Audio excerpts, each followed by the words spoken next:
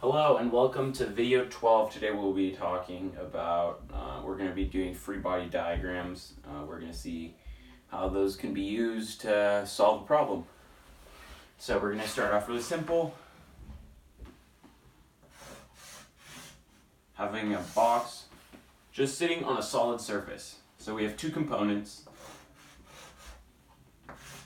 Downward force, which is the mass times the gravity, so gravity and the mass are pushing down on the surface, and then the actual surface is pushing back too, which can be signified by N, which is the normal force. Normal force is always perpendicular to the surface, so let's say if it's a slanted surface, it would be perpendicular. However, mg is always facing downwards, because gravity is always pushing down that way.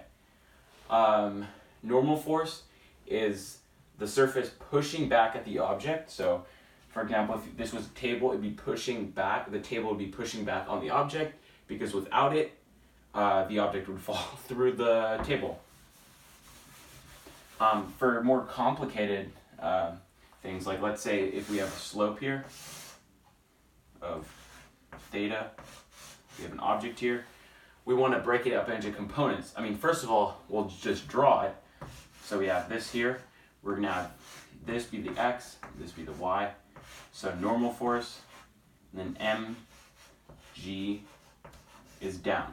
However, this won't help us solve acceleration or anything, so we're going to have to break it up into parts. So we're going to keep normal force as it is, and then we're going to break it into two components over here though.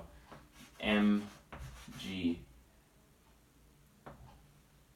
sine of theta and mg cosine of theta. And in this way, we'll be able to solve for acceleration of the objects while it's sliding down. Of course, this would be ignoring friction.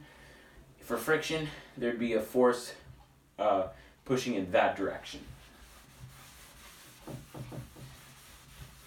So now let's see how this applies to number 12. So here we have the ceiling of an object in a sphere, just a ceiling and a sphere,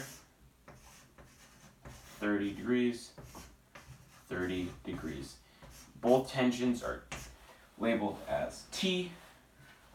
So here we have a downward force of mg, and we see tensions are pulling at opposite directions. So if we broke this into parts, we would have mg, and we have a component here, component here, component here. However, since we know that both of these are 30 degrees apart and the tensions are equal, and there's only one force pushing down on the ball, which is mg, we can actually split it into two parts. Just by dividing mg by 2, and that will give us the tension of each of the strings. So, now the tensions of each of the strings is mg divided by 2.